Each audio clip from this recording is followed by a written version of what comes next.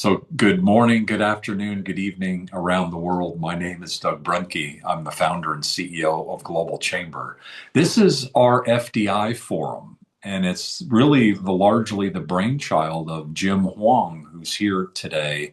He imagined thinking about Global Chamber and all the businesses that are involved with Global Chamber. What if we could wrap around with the economic development people that we already know many of, and we're now increasingly knowing more of, and real estate people? Because real estate people are often in the center of things. And what if we can think about a triangle of economic development, business, and real estate, and in between there, deals happen? And also, there's a lot of other people that would like to be part of that, including banks and lawyers and other service providers. And so that's what this FDI forum was started for. And so we started that a few weeks ago, and we've had some really interesting conversations. Last week, Malaysia, next week, Cuba, this week, way better than that, right, Alan? Puerto Rico. It's close to home. It is home. It's been an extraordinary region for investment for so many decades. I'm a chemical engineer, and knowing the chemical industry and the pharmaceutical industry where I've worked as well, uh, Puerto Rico has been a leader there, and there are so many other areas of where companies should be aware of Puerto Rico. So we're going to talk to Alan Tavares of Invest Puerto Rico. But before we do, I'd like to just say hi to Jim Huang and let him preface this conversation today, and also hopefully correct anything that I said wrong.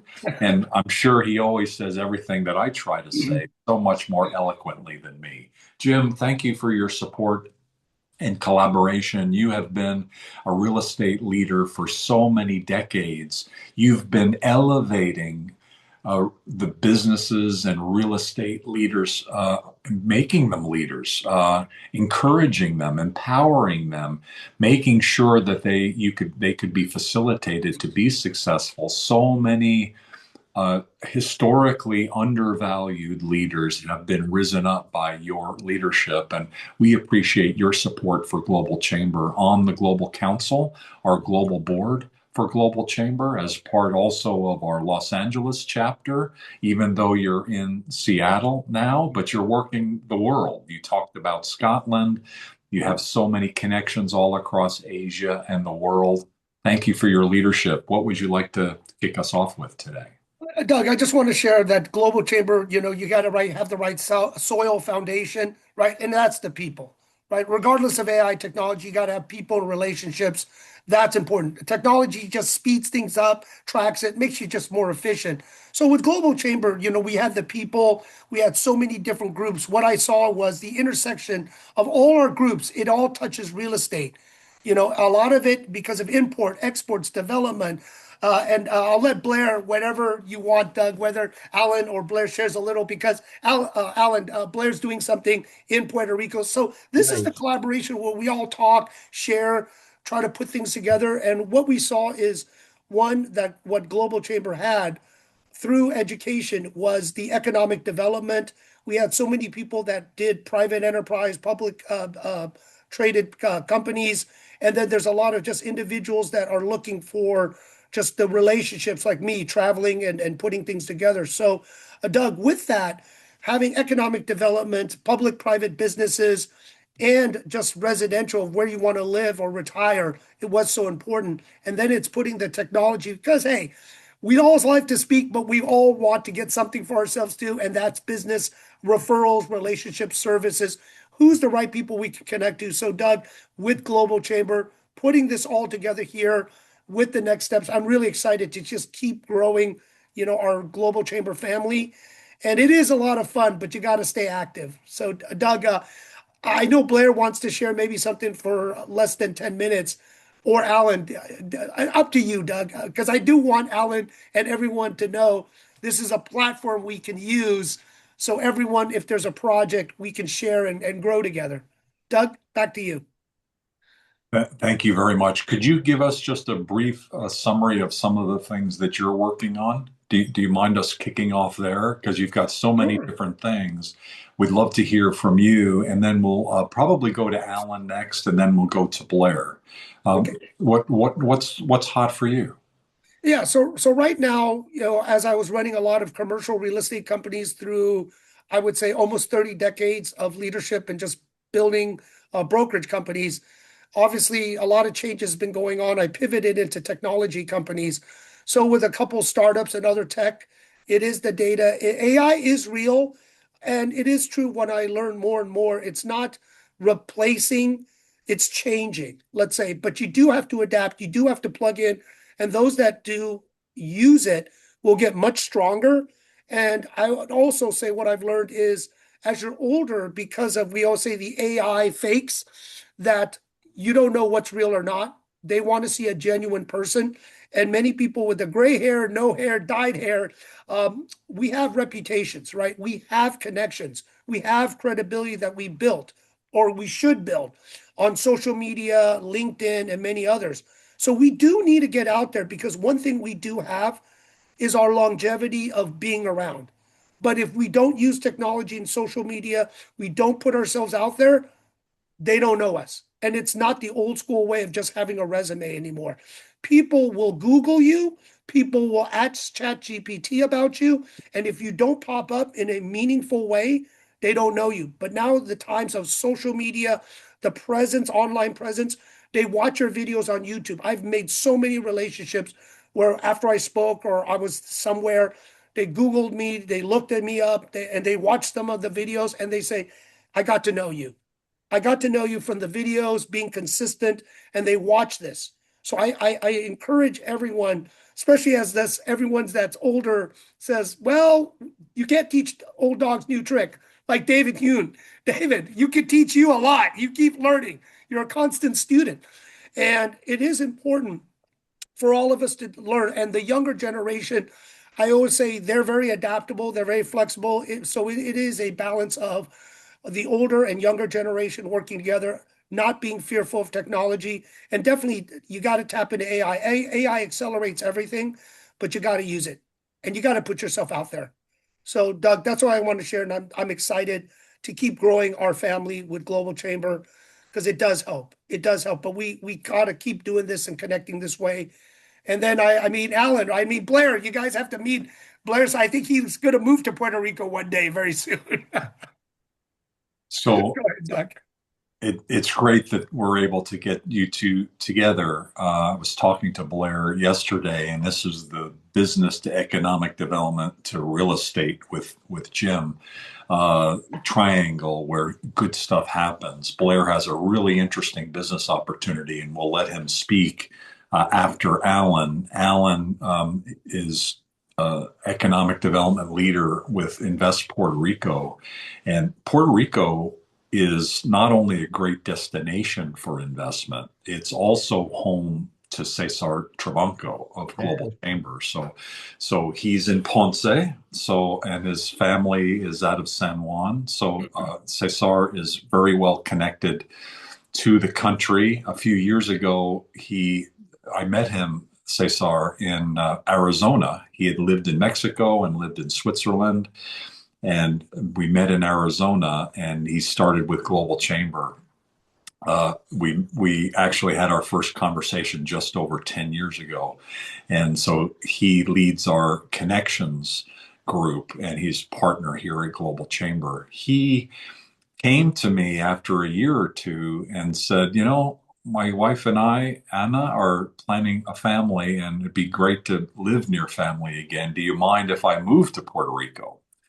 And it was like, hey, we can do that. That's not a problem. So he did all of the things necessary to move back to Puerto Rico, and it was, I think, less than a week that he was there, but certainly was a very short amount of time is when the big hurricane hit Puerto Rico, and he disappeared. We didn't hear from him for quite a number of days. And my wife is as my grandson calls her, she's a worrywart. She's a worrier. She worries about everything. And so she said, what happened to Cesar? Is he okay? Why did you let him go to Puerto Rico?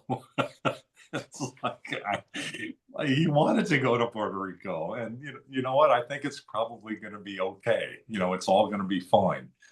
But I will say, day after day went, and so there was quite a bit of concern, certainly on her side. I figured it would all just work out. And of course it did for him and his family. We got a text from his sister saying, "Hi, you don't know me, but Cesar knows you, and I just wanted to let you know everything is okay." Well, from that, Puerto Rico has had some weather challenges. However, the investment climate is so extraordinary. So, Alan, without further ado, thank you for your leadership. Thank you for sharing today. If you could give us some information. We've got about Yeah. a half hour of focused effort on Puerto Rico to allow us to hear and to ask, and then we'll come to Blair at the end of the hour, and we'll wrap up that way. The interfusion of real estate, economic development, business opportunity, all coming together here at Global Chamber. Thank you for your participation. Thank you, Doug, James, and everyone in the Global Chamber. Special shout out to Cesar. I actually talked to Cesar a couple of months ago. He presented the chamber, and I wanna show gratitude because I think this opportunity will help more Puerto Ricans learn about the chamber, and hopefully you can grow a bigger presence here.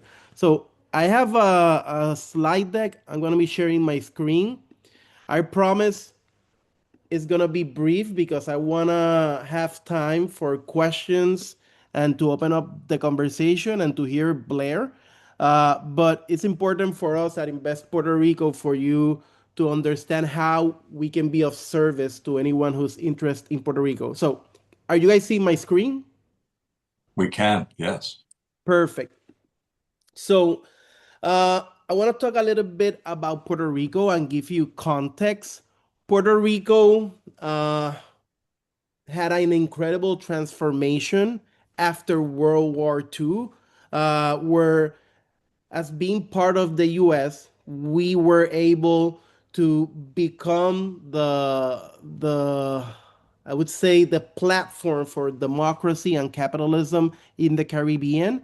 And we went from extremely agriculture focused, especially in the sugarcane plantations economy, towards a more intensive manufacturing and a transformation for advanced manufacturing and bioscience. Now, Puerto Rico is not only the pharma hub of the United States, but we're pushing into developing new technologies. And further on, I'm going to be taking how the government incentivizes companies from all over the world to come to Puerto Rico, do R&D, and manufacture here. So if we're going to be comparing Puerto Rico to the region. And for us, it's important for people to understand that even though we're an island in the Caribbean, we are not similar to other Caribbean islands where they depend heavily on tourism. If you're going to look at our GDP, 44% of it is manufacturing. And if you take a deeper dive into that manufacturing base, you would see that almost 80% is pharma and medicines, and almost 10% is medical devices.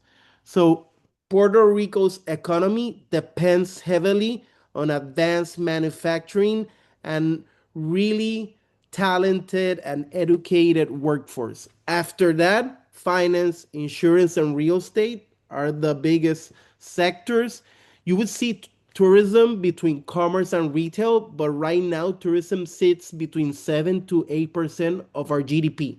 So Puerto Rico, not a lot of people know this, but we are not a highly focused tourism economy. We're a manufacturing based economy. And as you can see, the export value of that manufacturing base is $62 billion. And if you go to the GDP per capita, it's 35K. Even though we're part of the United States, for company, it's really cost effective and efficient to have an operation here in Puerto Rico. And we're going to be taking deeper dives into that so you can compare. Something important that the government of Puerto Rico did 10 years ago, it was design a strategy So Puerto Rico's economic development strategy focuses on the sectors we can compete. Those are bioscience, pharma, medical device, aerospace, and defense. Also, since we are part of the United States, any company that has federal contracts can service those contracts in Puerto Rico. It's U.S. soil with U.S. citizens. Advanced manufacturing in the technology sector, logistic, obviously. We have to export everything that is manufactured here. And in terms of air cargo capability, Puerto Rico is second to none. In terms of technology, professional services, those are the sectors I focus at Invest Puerto Rico. For the last 2 years, I've been a business development director. And it's important for companies to understand that if you service the mainland, if you are in sectors that are highly regulated, Puerto Rico is the place where you can set up shop in terms of the back office support, the commercial aspect, not only the manufacturing and engineer parts of your company. And also creative industries. Everyone has heard Bad Bunny, salsa. Puerto Rico is huge exporting talent. But I wanted to take a little time to explain you where is Puerto Rico focusing the efforts for you guys to understand where the opportunities are. Something about our economy after Hurricane Maria that everyone has heard of. Puerto Rico has transformed entirely. We received a 12 billion federal fund grant. So basically, our entire economic and infrastructure has been dynamic and transforming for the last 10 years. And right now, the KPI that I like to measure is unemployment. We are currently at our lowest unemployment rate in our entire history. So Puerto Ricans are back at it and we're working hard. Why Puerto Rico? Well, as I mentioned, Puerto Rico is a powerhouse in terms of manufacturing. Actually, we are the number one and the largest exporter of pharmaceutical in the States, home to 100 plus FDA approved manufacturing facilities. And Puerto Rico is the actual global hub for pacemaker manufacturing. We have all the big players here. And in terms of aerospace and defense, that I'm really interested in, for the last 5 years, there's been developing a corridor where you have all the major primes, Honeywell, Lufthansa, call it aerospace, and you have also basically the university that is the biggest pipeline for engineers in the western part of the island. So all the big majors have positioned themselves around it, and they are actually now hiring the most amount of engineers in Puerto Rico. So Puerto Rico for defense and aerospace is a great place where you can develop new technologies. Talent, being part of the States, strategically positioned between Europe and the Americas, has made Puerto Rico the place to foster a world-class network of companies. And you can see all the big logos that have currently operations in Puerto Rico. In terms of technology, and I want to highlight this one, I really like what AWS is doing in the island.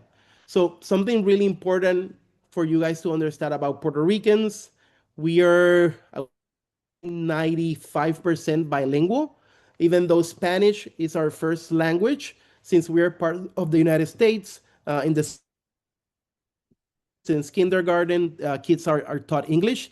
So AWS is not currently doing tech here, but they have a support and commercial office where they basically cater the entire region. That includes the English speaking Caribbean and the Spanish speaking Caribbean and some clients of the southern United States. Why? Because when you hire a Puerto Rican, you are actually hiring someone who speaks fluently English and fluently Spanish. So it's a bigger bang for your buck. And they're doing their deals for the cloud support in terms of the enterprise clients here in the island for the entire region. Some more news about different investments that have been actually developing here. I always like to highlight Pharmacentia. Pharmacentia is a pharma company from Taiwan. It's actually the first Taiwanese companies that has set up a manufacturing hub here in the island. Terumo from Japan. So even though we're part of the states, our FDI is mostly composed of U.S. companies, we are seeing a lot of international and foreign companies, especially now with the whole reshoring strategy and coming back to America. If you want and you need operations in the United States, Puerto Rico is the best place to have them. And the international companies are already marching on that. I like to explain the value proposition. It has 8 different points, and we're going to go a little bit into each one of them. So, first, invest with confidence. Puerto Rico is a U.S. jurisdiction.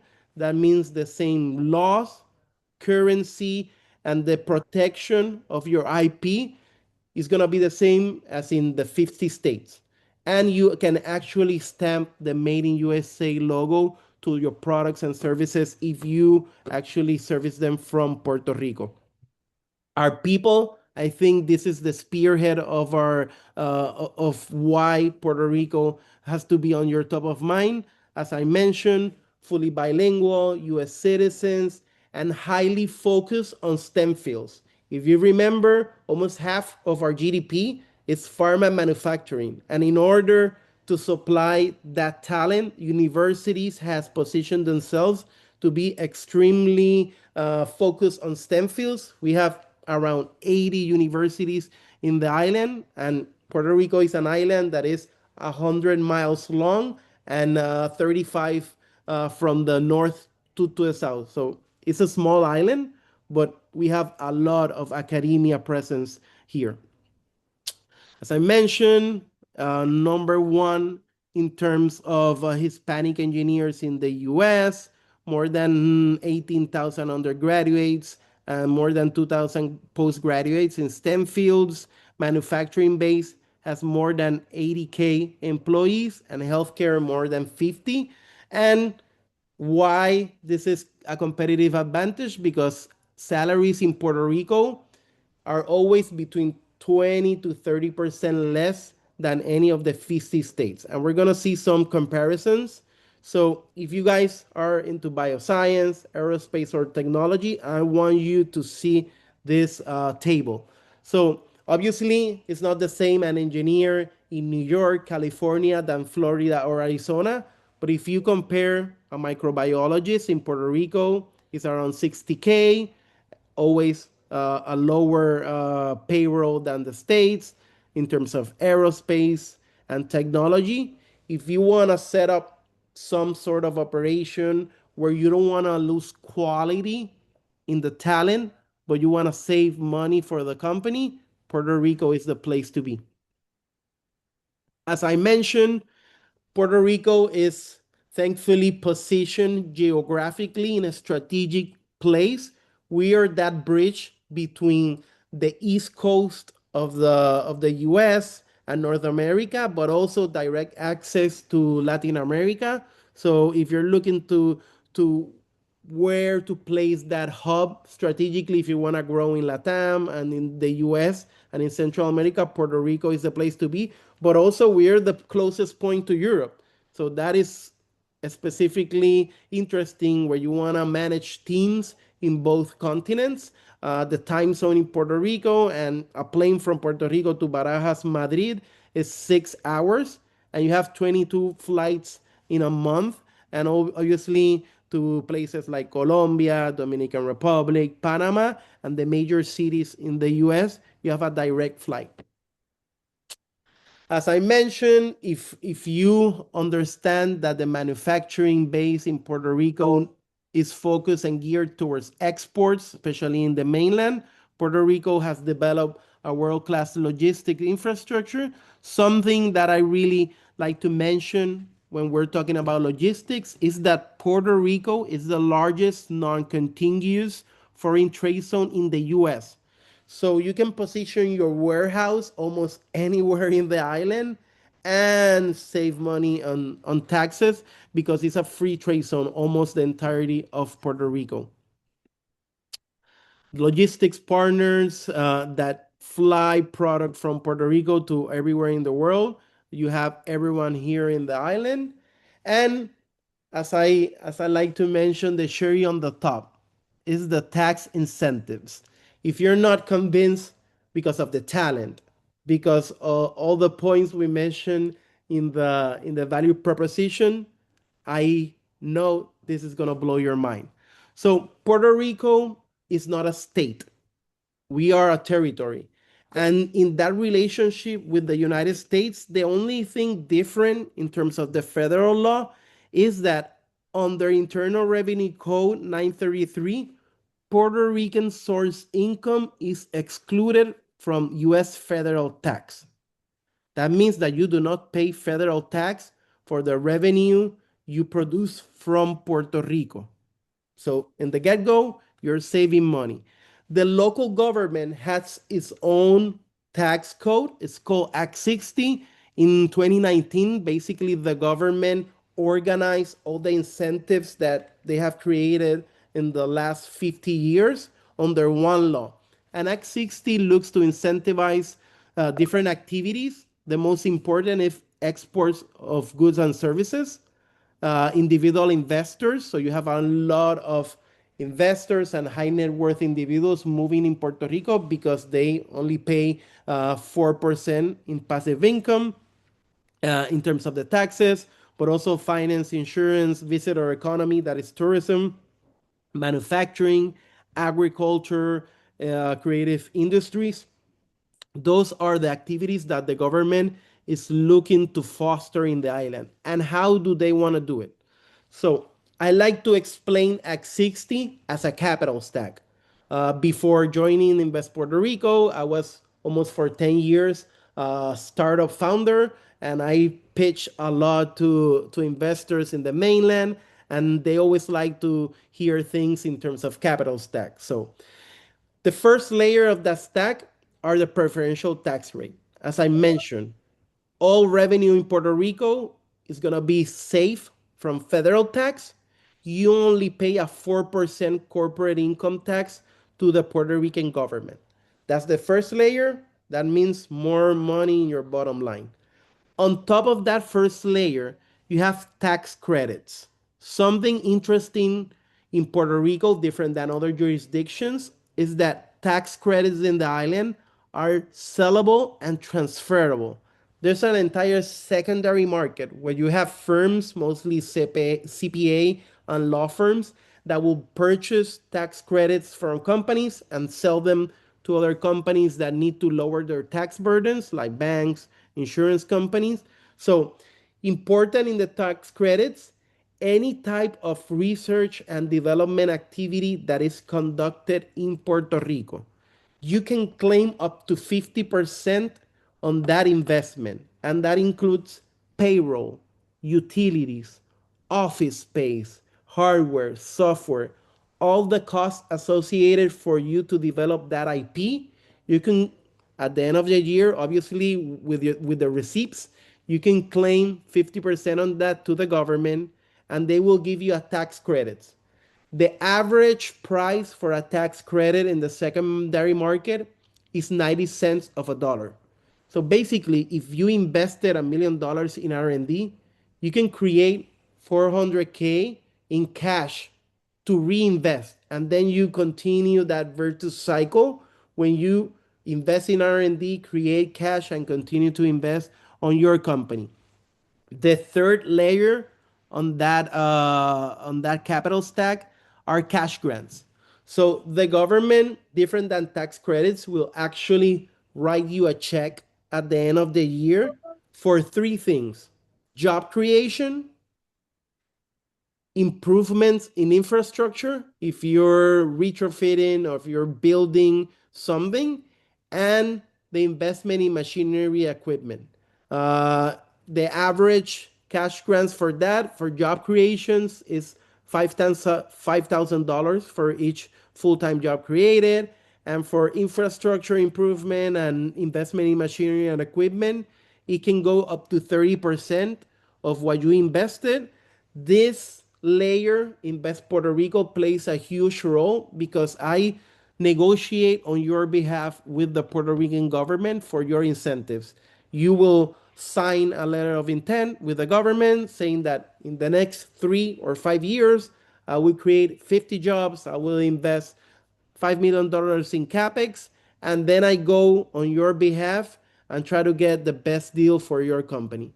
And the last layer is that since we are part of the United States, the Puerto Rico receives funding through the Workforce Innovation and Opportunity Act, and we get millions of dollars every year for companies to tap to subsidize their on-the-job training and reskilling of their workforce.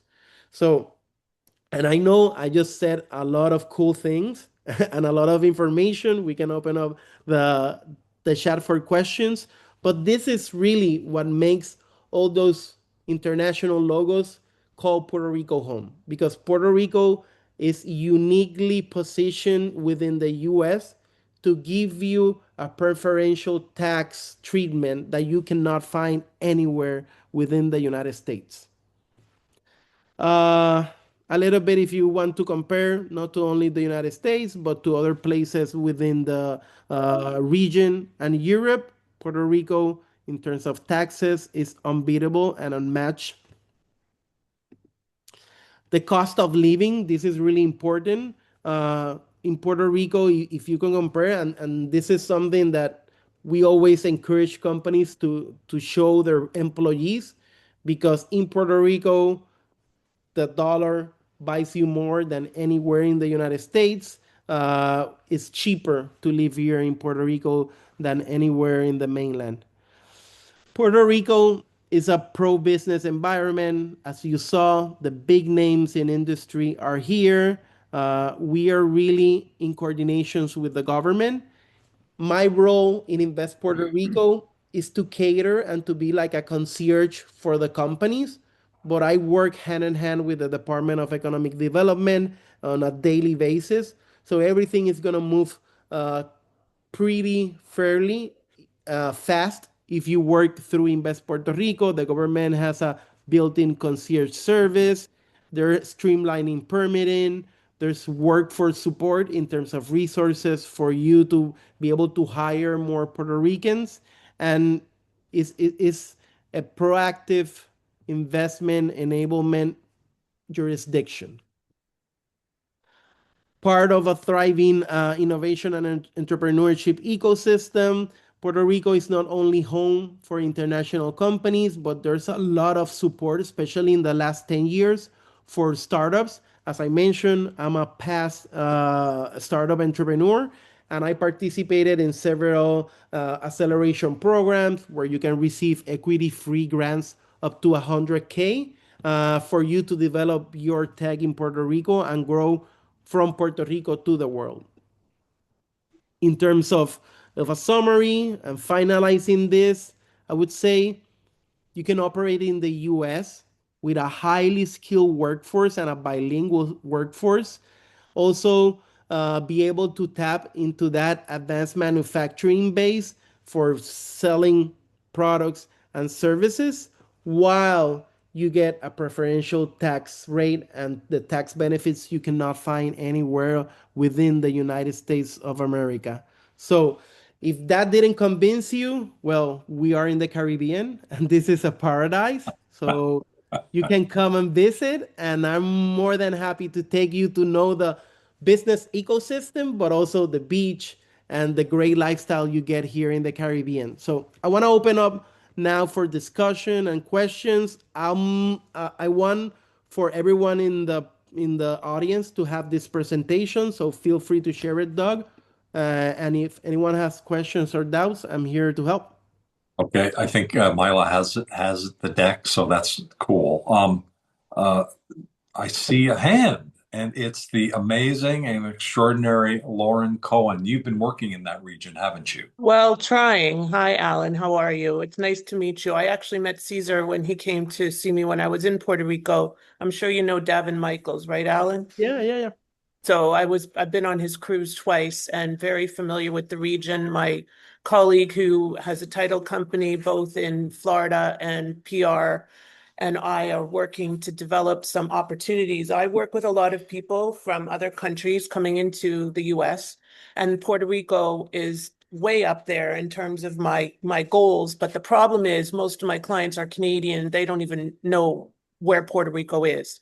So I've been trying and so far unsuccessfully, but I think that you and I should have a conversation because I really want to get it on the map for them because a lot of them are escaping anti-Semitism, and there's a growing Jewish community in Puerto Yeah, Rico. I went to meet the rabbi there. I did a lot of groundwork, so I'm very excited about this. So thank you, Doug. And I've spent some time there. My colleague is also a real estate and transactional lawyer there. So please, if you could put your contact information, I have a program I created called How to Immigrate with Real Estate. And my goal is to have the real estate assets in Puerto Rico so that the beauty is like a lot of Canadians, especially, are hesitant to leave because of tax implications when they leave. But now I can offset that with Act 60 and all the benefits. So I haven't figured out the whole marketing play yet, but I think there's a big opportunity here. So please put your contact info and let's set up a call. I just wrote down my email. Everyone feel free to reach out. I My don't see job it. is in the chat. That sounds good. Let's keep going. Thank you, Lauren. Blair, could you share your business opportunity? It's so unique. We have less than 5 minutes for you. Is that enough time for you to explain what it is and what you're looking for? Blair, are you there? Let's see. I am. Hey, how are Thank you. you? You're in north of Philly, I think. That is correct. I'm Is northwest. is 5 minutes enough to explain the opportunity that you have? I can give it a shot. Okay, we have 5 minutes, so that would be ideal. And then we'll have 5 minutes after that to answer any questions and things like that. So thank you. Thank you for sharing today. It's an interesting, very unusual opportunity that Blair has come up against and and he's looking for investors. And so Blair, could you share, please? Certainly. If I can also share the screen. Is it near the actual location? I think is on the east side of Puerto Rico, if I remember. It depends on where we're going to go. And for some strange reason, I have lost. Blair, your slide is up. Oh, it is? Hurricane-proof, Okay. earthquake-resilient homes. Very good. Thank you for letting me know that. I couldn't tell it. This goes back quite a ways, and I'm not sure how to capture it all in a very short period of time. Yeah, we don't need to know the history. We just need to know what it is. What is the opportunity and who are you looking for? That's what we need to know. Well, the opportunity, of course, is to provide housing that is so needed in Puerto Rico, housing that will withstand 185 mile per hour sustained wind forces and seismic events. After Irma and Maria and the earthquakes, HUD came up with about $20 billion for housing. As of the end of 2025, 15.3 remains unspent. A lot of that has to do with the inability of various builders to meet the housing codes, the building codes in Puerto Rico, which we can, as I just mentioned, we can or engineered to withstand 185 mile per hour sustained wind forces and seismic events. We started this before the pandemic, before COVID. Uh, we got kicked in the head a little bit there and took a breather. We are funded partially by PRIDCO, the Puerto Rico Industrial Development Corporation. They have put up $4.66 million to support our project. We have all the support that we can get from the Department of Housing and Urban Development, and we are looking to get our factory up and running and product built and into the market.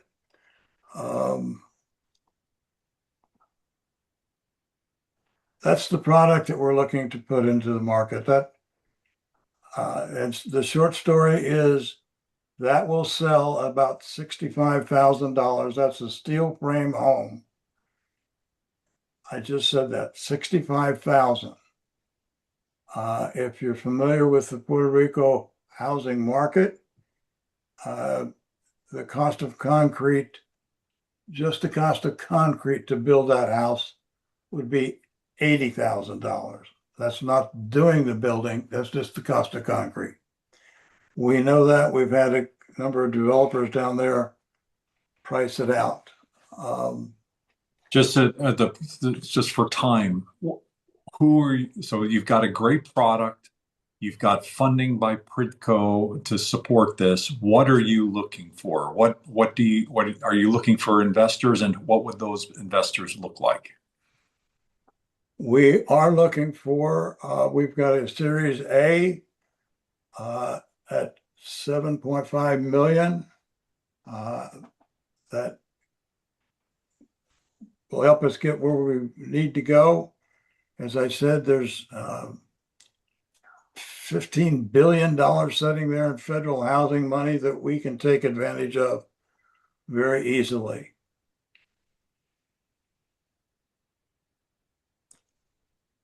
So you're looking for an investor. So do you have the ability to build? Who's going to do the actual building of the homes? Do you already have that lined up? We are the manufacturer. Okay. So you've But got you're that. ready to build now, even if you don't raise the money. Like if I had a client that wanted to build 5 of them and we found lots, you would be ready to build those? No, we are in the process of getting our facility put in place, our equipment to roll form the steel, and we need the capital to get all of that kicked off. Again, So we've you're got, not ready to build. Okay, understood. correct. And how does the Pridco money come into play? They are unconditional grants. 4 million of it is to support our purchase of equipment and supplies. 660,000 is to reimburse us for hiring and training of people. Okay. So if you get the 7+ million, then they come in behind that with that support. That is correct. Okay. Very good. Jim, you're familiar, I think, with this. Did you have any either questions or elaboration on this opportunity? Yes, I know. I'm really excited to watch Blair's progress. I know he had everything ready to go before COVID, and then that just destroyed it.